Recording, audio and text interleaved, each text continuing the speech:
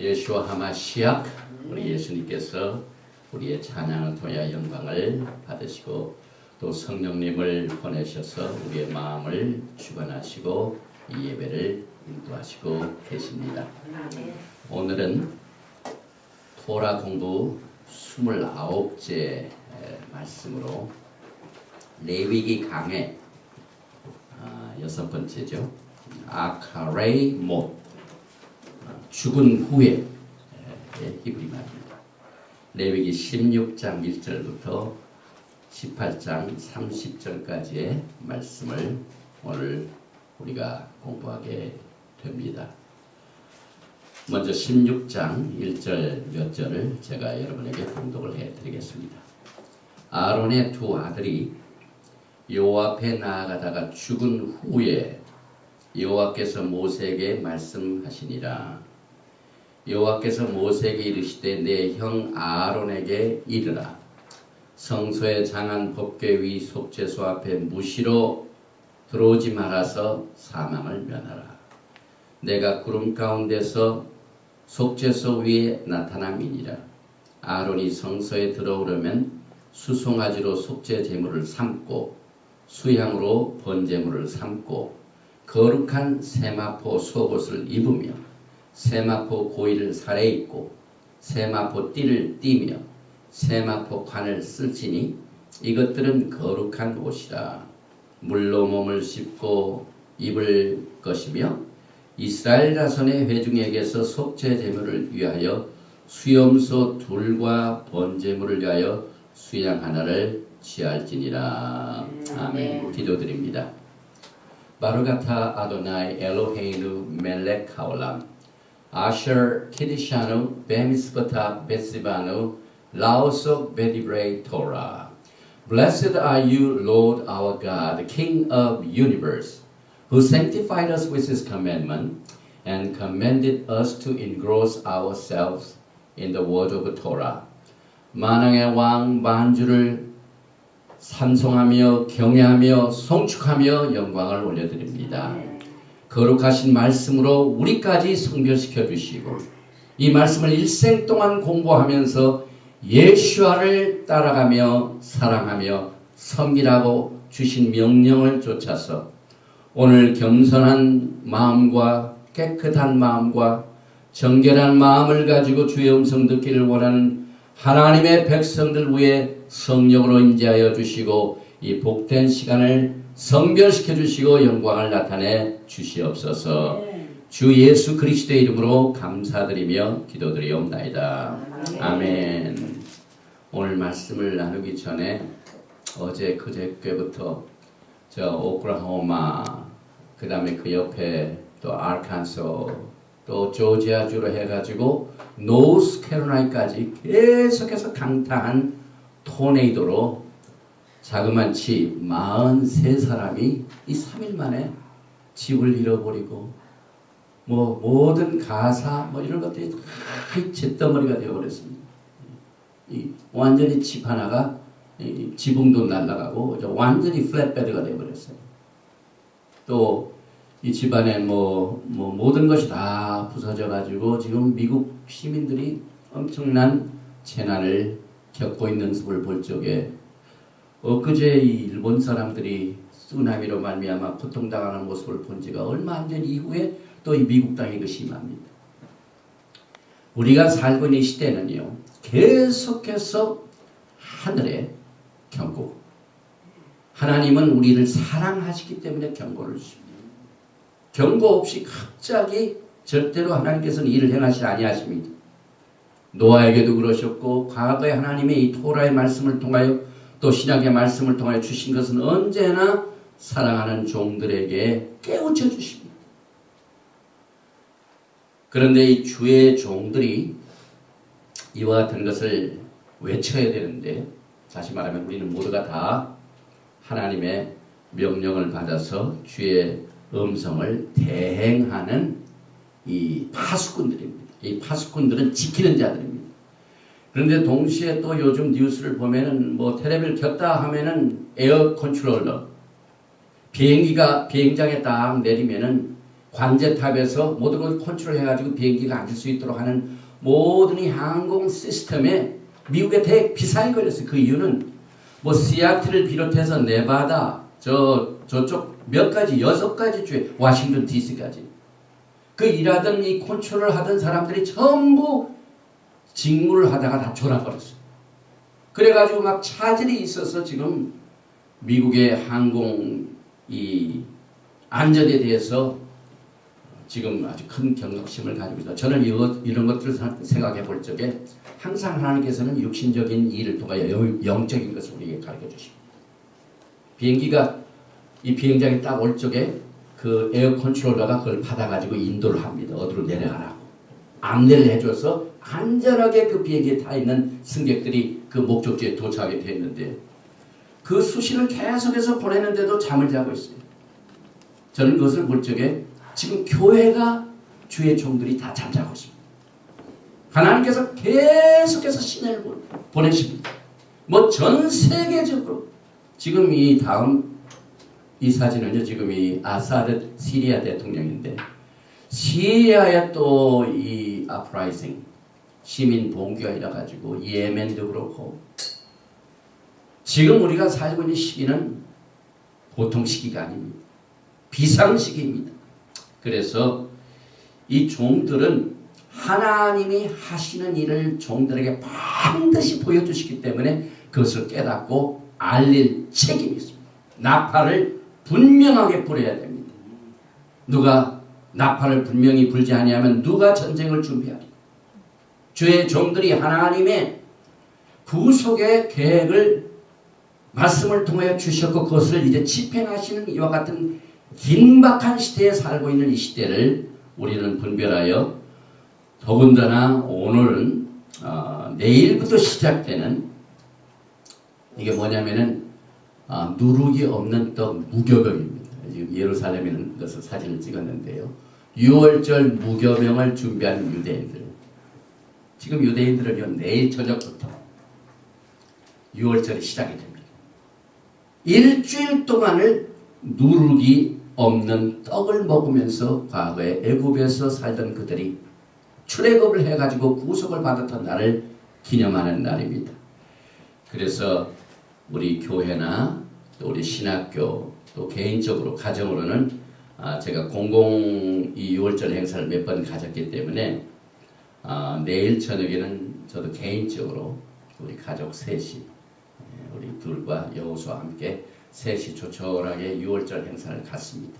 그래서 6월절 행사를 통하여 예수님께서 어린 양이 되어주셔서 여러분과 저를 위하여 피를 흘리신 그 귀중한 그 주간들을 우리가 이렇게 이제 6월절 행사에 관련된 이 달력이 이건 유대인 달력입니다. 유대인 달력을 통하여 제가 소개를 해드립니다. 사실상 우리가 사용하고 있는 이 달력은 전부 그레코 로마, 그레고리안 달력입니다. 태양력을 중심으로 합니다. 그런데 출애굽기를 보면은 하나님께서 니산 14, 이게 니산 14일이거든요. 니산 14일. 이것이 1월 1일입니다. 이때부터 종교력이 시작이 됩니다. 하나님께서 모든 달력을 다 바꿔놓으셨습니다. 출애굽을 인도하시는 그 주간에, 그 달에 이제부터는 이 날이 첫날이다. 니산 1을 해가지고 그날 10일 날 양을 이렇게 해가지고 집에 며칠간 있다가 14일 날 잡으라. 양 잡는 날. 무교병과 함께 먹는 이날입니다. 그래서 사실상 이 양력으로는 태양력으로는 언제 하루가 시작이 됩니까? 밤 12시입니다. 그런데 하나님께서 원래 이 세상을 창조하실 때 하루가 언제 시작이 됩니까? 저녁이 되고 아침이 됩니다. 그래서 유대인들은 오후 6시가 그 다음날 시작됩니다. 그래서 슈바 샬롬 하는데 에렙 슈밧은 그 전날 오후 6시부터 시작이 됩니다. 그러니까 유대인들은 하나님의 말씀에 쫓아서 성경대로 날짜를 정합니다. 그래서 하루도 6시에 시작합니다. 절기도 오후 6시에 시작이 됩니다. 그런데 우리가 살고 있는 시대는 12시에 시작되니까 사실상 유대인들은 우리보다 6시간이 더 빨라요. 무슨 일을 하든지 간에 먼저 앞서갑니다. 그러니까 우리가 히브리 뿌리로 돌아가면은요, 영특해져요. 왜? 보통 사람들은 밤 12시나 돼야 기다려서 모든 걸 다음 날로 보는데 우리는 벌써 그 6시부터 벌써 준비를 합니다. 하나님의 백성들은 이 땅의 백성들보다 다르게 훈련을 시키셨어요. 그래서 모든 유대인들과 이스라엘들, 이 사람들이 애굽에서 빠져나올 때 애굽에 있는 사람들은 그 사람들의 날짜를 그렇게 달력을 통해 지키지만은 너희들은 좀 달라야 된다. 그래서 니산 1일이 1월 1일이 됩니다. 종교력. 이때부터 종교력이 시작이 된 게 6월절부터입니다. 그래서 이게 이제 니산 1일이 사실상 4월 5일인데 10일날 니산 10일날 양을 집에 가지고 옵니다. 바로 안 잡습니다. 그래서 그 어린 양하고 아주 친하게 지내다가 그 정이 든 양을 니산 14일날 저녁에 잡습니다. 그래서 오늘 저도 내일 저녁 5시에 우리 셋이 그 개인 그 6월절 행사를 갖고 19일 날은 우리 정명자 목사님이 지금 수고하시는 여성 목회자 정기 예배를 마침 19일 날 저게 돼가지고 이때 이제 우리 정명자 목사님께서 6월절에 4가지 6월절을 소개합니다. 제가 보기에는 교회에서는 한 번도 제가 이런 메시지를 안 들어봤어요. 6월절이 4가지가 있대. 그래서 하여튼 우리는 이 종교력을 통하여 하나님의 시간을 정확히 합니다. 하나님께서는 절대로 이 세상의 시간에 맞춰서 일하지 않으셔요. 하나님은 하나님의 시간에 일하십니다. 그 하나님의 시간을 하나님만 알고 계시는 게 아니에요. 이 토라를 통하여 하나님께서 정확한 시간별을 주셔가지고 사실상 내일 저녁부터 시작되는 6월절을 시작으로 하여 7개월 동안 계속해서 이제 행사가 기다립니다. 이 레위기 23장에 나오는 절기가 내일부터 시작이 됩니다. 그래서 봄절기, 가을절기가 있는데 봄절기는 이 Passover, Unleavened Bread, 그 다음에 First Fruit, 그 다음에 샤봇 오순절까지 이게 4개 있고 가을에 또 있는데 제가 왜 이것을 다시 이렇게 정리를 하냐면요. 왜 하나님께서는 가을에 있게 되는 이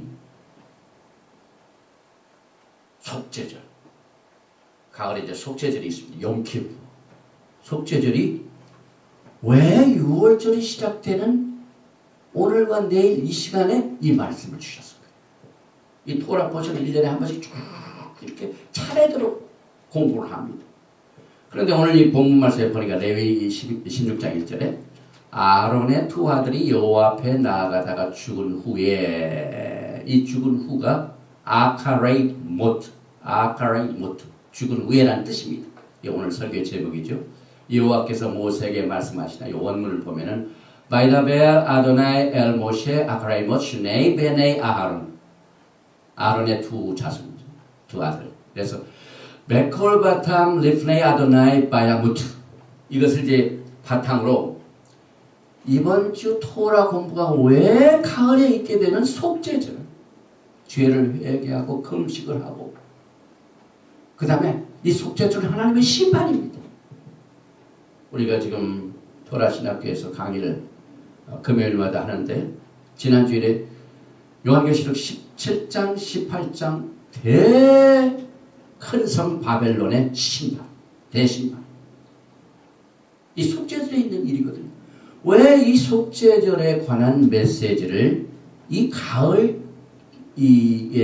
읽지를 않고 물론 우리가 그때 절기가 되면 공부를 하는데 왜 하나님께서 이 토라 공부에다가 이 봄에 주셨을까요? 거기에는 이유가 있습니다. 우리가 지금 전 세계적으로 모든 일어나는 사건들이 전부 하나님의 신호입니다. 속죄절하고 관계가 있습니다. 그 속죄절. 그래서 저도 매년 이 6월절 행사를 전후해서 느끼는 게 뭐냐면요. 재난이 있어요. 그런데 유대인들이 애굽에서 나올 적에 유대에 뭐가 있었어요? 애굽에 뭐가 있었습니까? 10가지 재앙이 있지 않습니까? 그게 연결이 됩니다.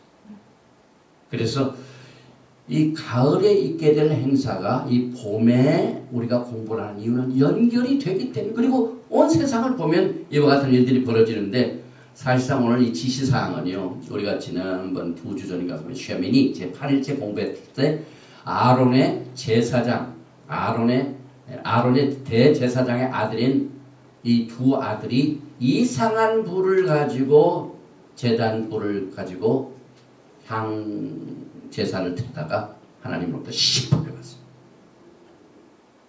그대로 죽었습니다. 그러니 아론이 얼마나 마음이 아픕니까? 초대 대제사장의 내 아들 중에 두 아들이 그냥 첫 번째 제사 때, 그것도 성막을 막 짓고 난 뒤에 데디케이션 하는데 그때 아들이 심판을 받았습니다. 속죄절입니다. 그래서 하나님께서는 이제 내 아들이 죽은 후에는 다시는 이런 일이 없도록 1년에 한 번 속죄절 기간 중에, 용키푸 기간 중에 오직 하나님께서 지시하신 내용대로 지성소에 들어가라. 그렇지 않으면 심판입니다. 이걸 지금 우리가 살고 있는 이 시대의 징조와 이것을 적용을 해봅니다. 우리가 하나님의 방법대로 하나님을 섬기지 아니하면 심판. 이것이 이 아론의 두 아들 아비와 나답이 우리에게 주는 교훈인데, 이것 때문에 오늘 말씀을 주셔서 하나님께서, 그래서 이 두 제사장의 죽음과 속죄절의 규례와는 서로 관계가 있습니다. 그래서 이 6월절은 한 사람 한 사람의 개인의 구속에 관한 사건. 예수님께서 한 사람 한 사람한테 자신을 위해 돌아가셨어요. 그런데 가을에 있게 되는 속죄절, 오늘 공부하는 속죄절은 국가적인 속죄절, 전 국가를 대신했습니다. 그래서 오늘 이 속죄절의 규례를 공부하게 되는데, 오늘 이 2절 말씀을 보니까 여호와께서 모세에게 이르시되 내 형 아론에게 일어나 성소의 장한 법궤 위 속죄소 앞에 무시로 들어가지 말아서 사망을 면하라. 내가 구름 가운데서 속죄소 위에 나타납니다. 아론이 성소에 들어오려면 수송아지로 속죄 제물을 삼고 수양으로 번제물을 삼고 거룩한 세마포 속옷을 입으며 세마포 고이를 살에 입고 세마포 띠를 띠며 세마포 관을 쓸지니 이것들은 거룩한 옷이라 물로 몸을 씻고 입을 것이며 이스라엘 자손의 회중에게서 속죄 제물을 내어 수염소 둘과 번제물을 내어 수양하날 치니라. 하나님께서는 안전하게 하나님과 만나는 속죄 제사를 위해서 오늘 이 속죄에 관한 규례를 우리에게 주셨습니다. 이대로 안 하면 우리가 죽습니다. 이게 얼마나 우리에게 참 중요한지 몰라요. 그리고 대제사장이 들어갈 적에도 세마포 속옷, 세마포. 이 세마포는 뭐와 관계가 있습니까? 여러분과 제가 입는 옷입니다, 여러분.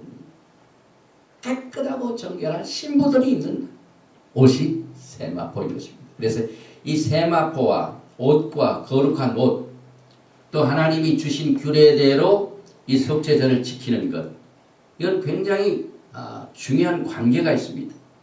그래서 여기 이제 사진을 보면은 대제사장이 이 휘장 뒤에는 지성소입니다.